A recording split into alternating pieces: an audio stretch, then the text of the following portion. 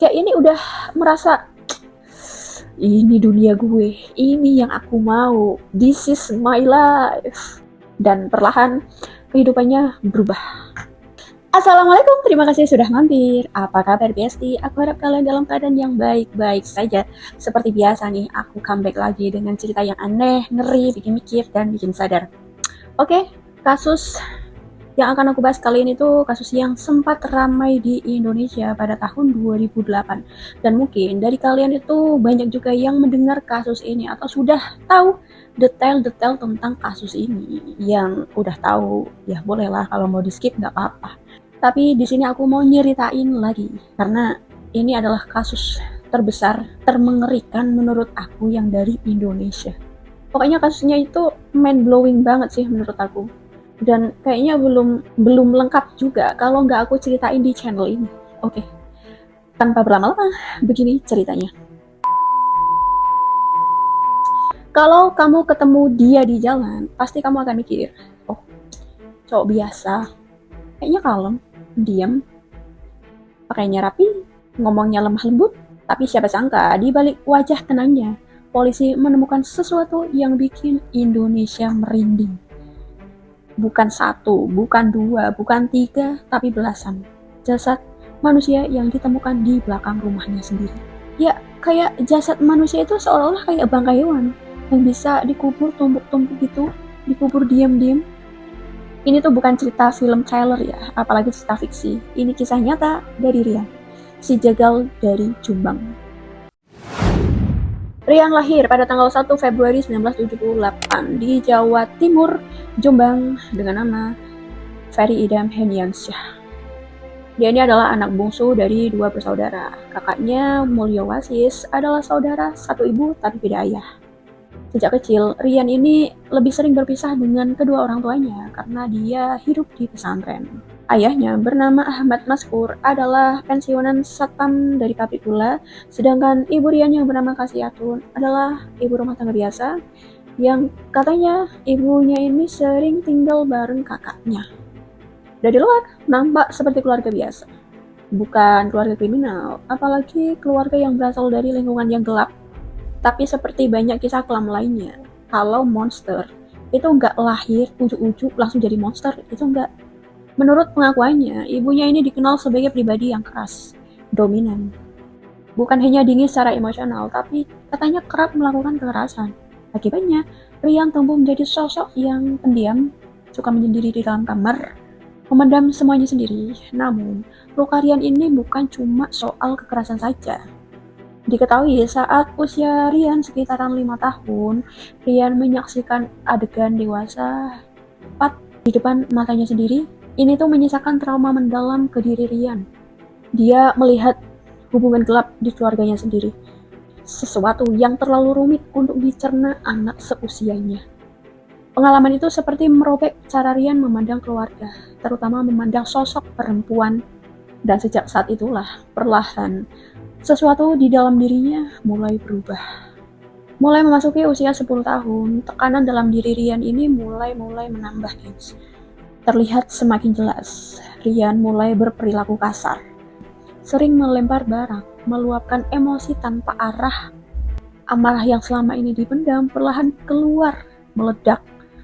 Tapi di sisi lain, di saat Rian mulai masuk usia remaja, dia mulai menambahkan sesuatu yang berbeda dari dalam dirinya. Di bangku SMP, dia ini sering melakukan aktivitas yang disebut atau dianggap feminim di lingkungannya, kayak menari, berdandan, bernyanyi. Hal itu juga yang membuatnya jadi bahan bulian. Tapi di luar dari itu semua, Rian sebenarnya seorang sosok yang cerdas, guys. Dia pandai bergaul dan punya banyak teman perempuan. Di luar dia tampak seperti remaja biasa yang mencoba mengenali jati dirinya sendiri. Tapi di dalam, luka lama itu belum benar-benar sembuh. Lalu ada satu titik di mana ini tuh yang membuat Rian menjadi pribadi yang semakin berbeda. Kabarnya setelah sebuah perjalanan wisata ke pantai selatan, Rian mengalami kejadian mistis.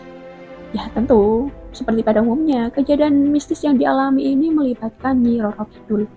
Katanya, Rian diberi boneka kayu oleh Nyi Roro Kidul. Dan Nyi Roro Kidul itu menawari Rian untuk menjadi pengikutnya, dalam artian Rian akan dibawa ke alamnya dan mati di dunia manusia.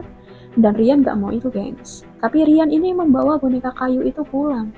Lalu entah gimana ceritanya, boneka kayu itu hilang. Dan sejak saat itu, Rian berubah drastis.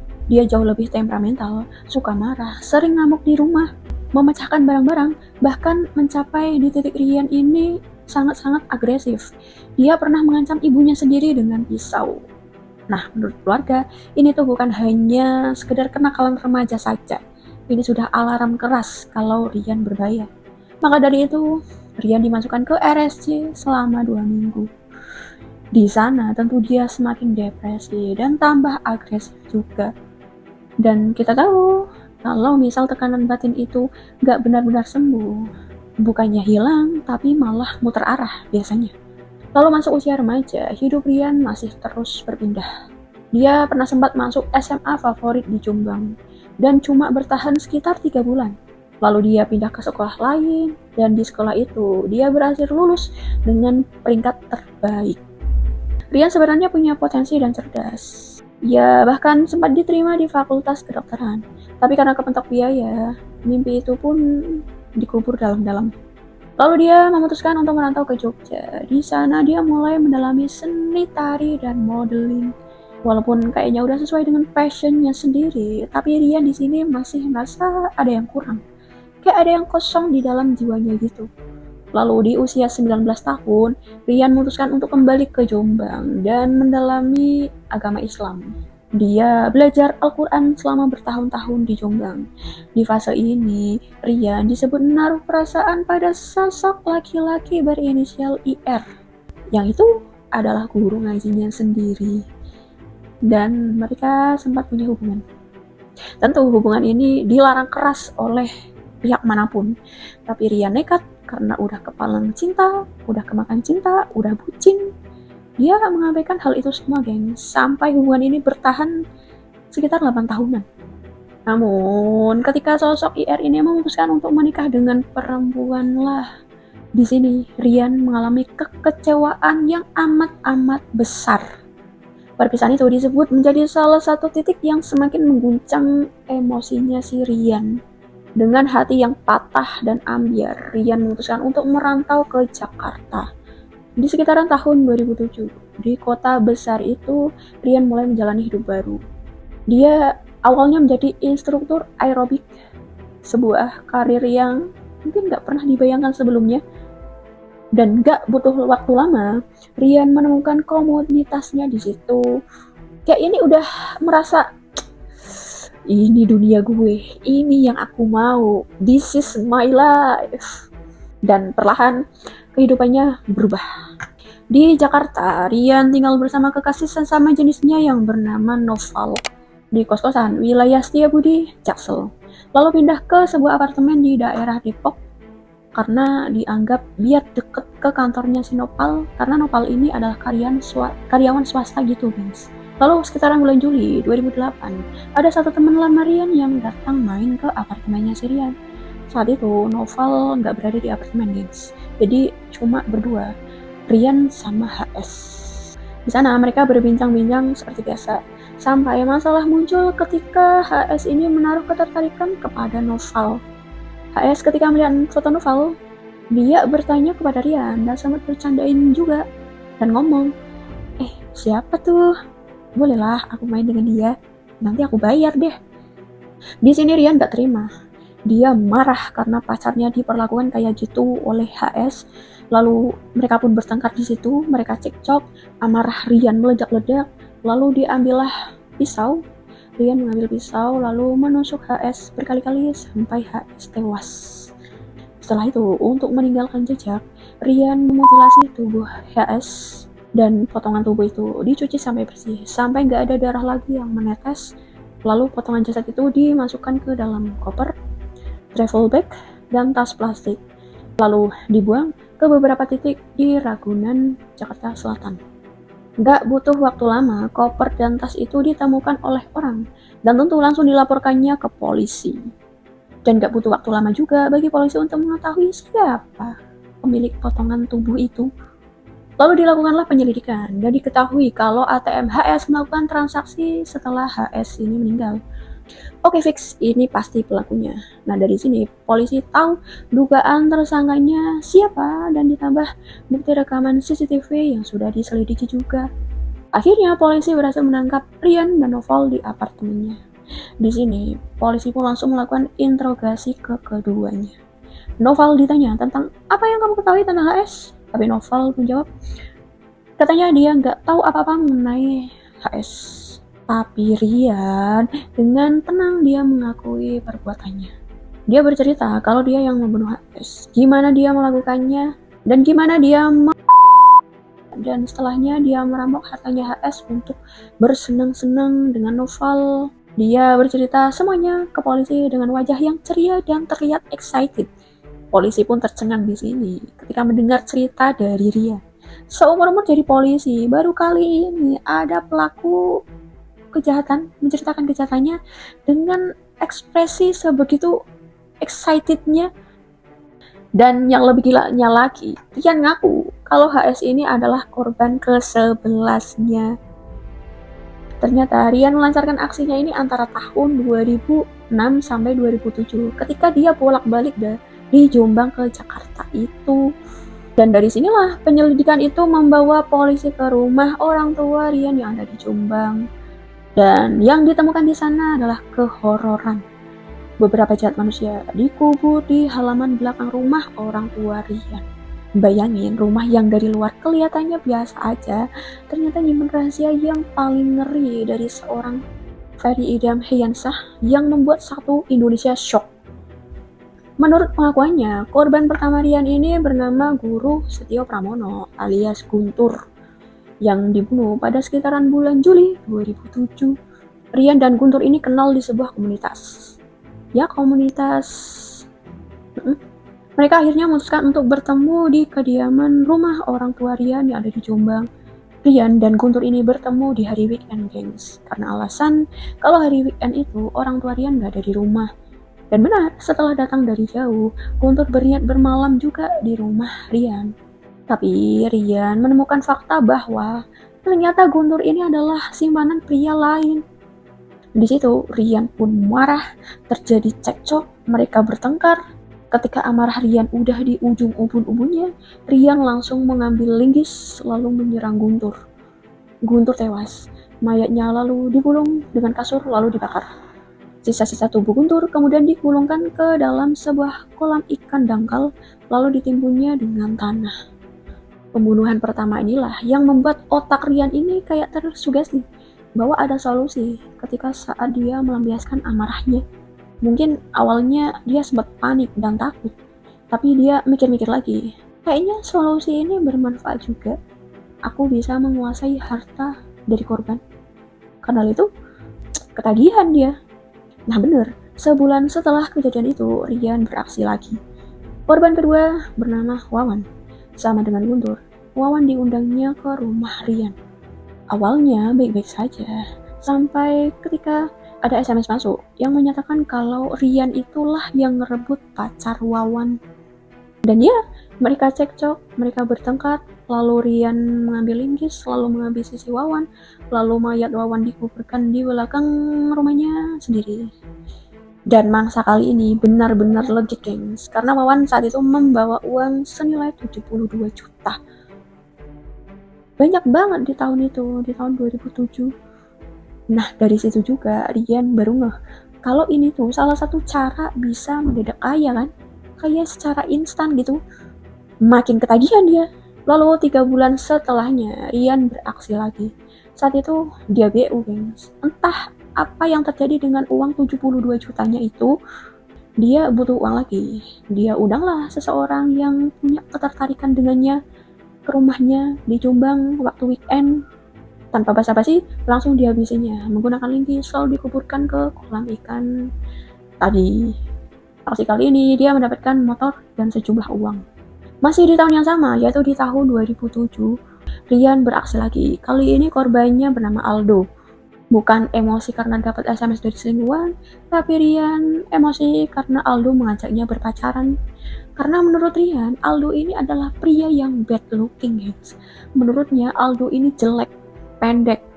Di sini ego Rian tersentil, gengs. Merasa dihina, disukai oleh orang sejelek itu. Lalu ditolaknya Aldo, dan Rian langsung menghabisi Aldo dengan cara yang sama dan dikuburkan ke tempat yang sama. Gak tahu diri nih manusia ini. Di sini Rian semakin merasa pede dan merasa aman. Kayak dia udah nyaman dengan cara pukul kubur lalu dapat harta dari korban. Kalau dia berselisih dengan orang itu, dibunuhnya, dikuburnya, lalu dia mendapatkan harta secara instan. Lalu masuk awal tahun 2008, Rian beraksi lagi dengan cara yang sama dan kali ini korbannya bernama Zaki. Lalu di bulan Februarinya, Rian mau melancarkan aksinya lagi. Kali ini targetnya ini benar-benar tipenya dia banget. Ganteng, artis juga, berinisial GGA. Tapi Rian melihat GGA ini bukan seperti mangsa yang lain yang karena ketahuan selingkuh atau jelek atau dia emang benar-benar butuh uang pada saat itu, tapi dia melihat GGA ini sebagai saingan. Karena hal itulah dia memutuskan untuk melakukan hal yang sama kepada GGA seperti para korban-korban sebelumnya. Nah, GGA ini kan artis ya, pasti banyak juga yang cari dan pasti sudah ngelaporinya juga ke polisi. Tapi di sini Rian masih hoki, guys. Gak ketahuan dia. Gak ada yang ngeh, gak ada yang sadar, gak ada yang notice kalau hilangnya GGA ini ada campur tangannya Rian di situ. Dia masih aman. Gak hanya pria yang berkelainan saja yang dihabisi, teman perempuannya pun ikut menjadi korban. Hanya karena Rian gak mau dirayu dan dipaksa oleh temannya yang bernama Nani. Rian di sini emosi karena dia merasa dipaksa. Alhasil Nani pun langsung dihabisi beserta anaknya sendiri yang saat itu berumur 3 tahun. Hanya karena dia juga menjadi saksi mata. Astagfirullah. Nani dan anaknya pun ikut dikubur di halaman belakang rumah orang tua Rian. Dan orang tua Rian ini nggak ngeh, guys, kalau halaman belakang rumahnya ini udah jadi pemakaman umum.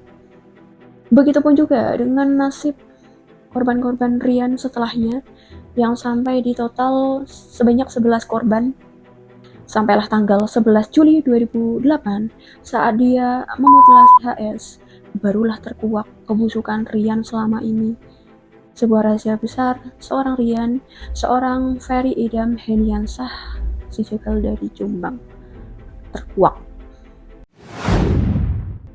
Setelah media memberitakan kasus mutilasi yang dilakukan oleh Rian, banyak keluarga yang melaporkan hilangnya anggota keluarga mereka, yang tentu diketahui sebelumnya bersama dengan Rian. Polisi akhirnya membongkar semua kuburan massal yang ada di belakang rumah orang tua Rian. Di bekas kolam ikan itu, polisi menemukan sebanyak 4 tubuh manusia yang sebagian besar sudah menjadi kerangka. Rian kemudian juga mengakui pembunuhan terhadap 6 orang lainnya dan tubuh mereka ikut dikuburkan di halaman belakang rumah yang sama. Sehingga di sini total sudah ada 11 korban yang dibunuh oleh Rian. Siapa saja mereka? Yang pertama ada Guru Setio Pramono alias Kuntu. Ada Vincent Yudipiono, ada Ariel Sombasitangga, ada Grady Glenn Adam Tumbuhan, ada Agustinus Fitri Setiawan, ada Nani Hidayanti beserta Sylvie Ramadhani Putri, anaknya Nani yang berusia 3 tahun. Lalu ada Muhammad Aksoni, ada Zainal Abidin, ada Muhammad Asrori alias Aldo, dan terakhir ada Heri Santoso. Di sini motifnya campuran, cemburu, sakit hati, konflik, hilang kontrol, dan harta korban. Dan yang paling ngeri, cara Rian menceritakan semua pembunuhannya itu, guys. Terlalu excited, sampai polisi pun tercengang kan. Seolah pembunuhan itu hanya bagian dari teknis saja. Disinilah publik mulai bertanya-tanya, ini orang atau psikopat? Atau manusia yang sepenuhnya hancur? Kalau kita bedah dari sisi psikologi, Rian menunjukkan banyak pola. Manipulatif, minim empati, mampu membangun topeng sosial, ledakan kekerasan personal. Tapi seperti banyak kasus lain, jawabannya ini gak pernah benar-benar sederhana, gengs. Yang pasti, dia gak terlahir sebagai sosok yang jahat pada awalnya. Mungkin dibentuk oleh resepsi, luka batin, dan sisi gelap yang dibiarkan tumbuh. Yang jelas, para korban ini nyata. dan rasa kehilangan dari keluarga korban jauh lebih nyata. Rian akhirnya divonis hukuman mati dan namanya selamanya masuk ke dalam daftar pembunuhan paling berantai, paling mengerikan dalam sejarah Indonesia. Sampai hari ini kasus Rian Jombang masih bikin merinding karena dia membuktikan satu hal. Di balik wajahnya yang kalem, tenang, sopan, menyimpan badai yang paling mematikan. Rian Jombang bukan sekedar kisah kasus kriminal, tapi pengingat bahwa manusia bisa menyimpan jurang gelap jauh di balik senyumnya yang tenang. Dan kadang yang paling berbahaya itu bukan datang dari sosok yang menyeramkan, tapi dari sosok yang pernah membuatmu merasa aman atau membuatmu merasa dicintai. Kalau ada orang yang baru aja kenal semingguan, tapi posesifnya udah Masya Allah, please kabur aja. Mungkin dia psikopat. Oke gengs, itu dulu cerita dari aku malam ini. Gimana menurut kamu kisah dari video ini? Tulis di kolom komentar ya pendapat kamu tentang apapun, tentang isi video ini atau apa siapa yang ingin aku ceritakan di channel ini. Subscribe juga agar channel ini terus berkembang dan menemani malam gebet kalian dengan cerita yang aneh, ngeri, bikin mikir, dan bikin sadar. See you next time, see you next video. Wassalamualaikum warahmatullahi wabarakatuh.